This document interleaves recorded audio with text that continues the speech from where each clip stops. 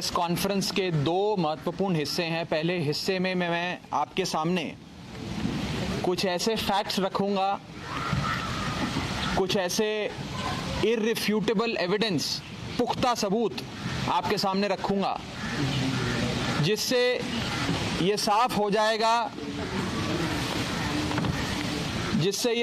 जाएगा कि कैप्टन अमरिंदर पंजाब सूबे के मानयोग मुख्यमंत्री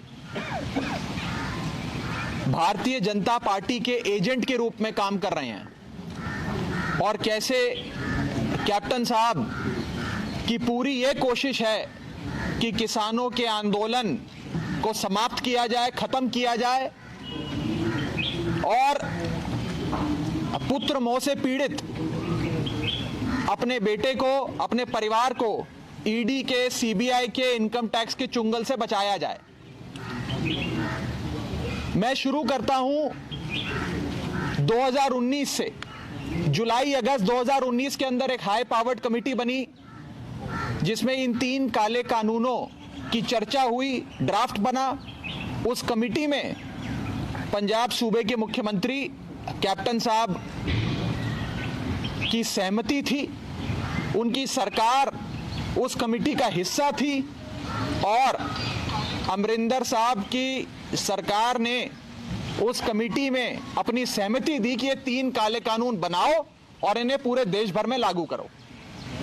दूसरा पॉइंट, जब इस पर बहुत शोर हुआ, बवाल हुआ, लोगों के अंदर आक्रोश आया, तो फरवरी 2020 में सारी पार्टियों के सामने कैप्टन साहब और उनकी पार्टी ने कहा, उनकी सरकार ने कहा कि हम ऑल पार्टी मीटिंग बुलाएंगे और इन 3 काले कानूनों पर चर्चा करेंगे। लेकिन आज तक इन कानूनों पर ऑल पार्टी मीटिंग नहीं बुलाई। तीसरा पॉइंट,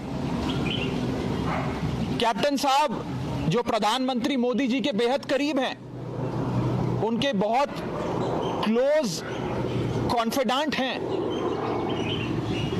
इन 3 काले कानूनों को खारिज करने के लिए वो राष्ट्रपति से समय मांगते। प्रधानमंत्री अपने दोस्त प्रधानमंत्री से समय नहीं मांगते। क्या ये 3 काले कानून राष्ट्रपति खारिज करेंगे या इन 3 काले कानूनों को देश का प्रधानमंत्री खारिज करेगा? लेकिन बरगलाने के लिए वो प्राइम मिनिस्टर से समय नहीं मांगते हैं, प्रेसिडेंट ऑफ इंडिया से समय मांगते हैं।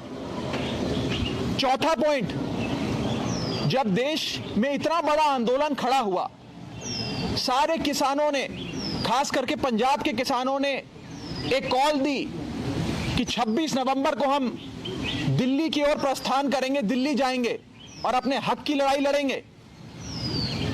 कैप्टन साहब अपने महल के आराम कक्ष से बाहर भी नहीं आए कि मैं भी देश के किसान के साथ खड़ा हो जाऊं।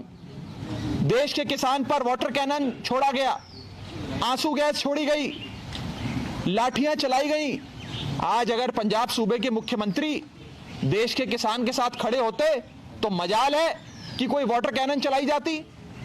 लेकिन कैप्टन साहब अपने आराम कक्ष से, अपने महल से बाहर नहीं आए देश के किसान के साथ खड़े होने के लिए।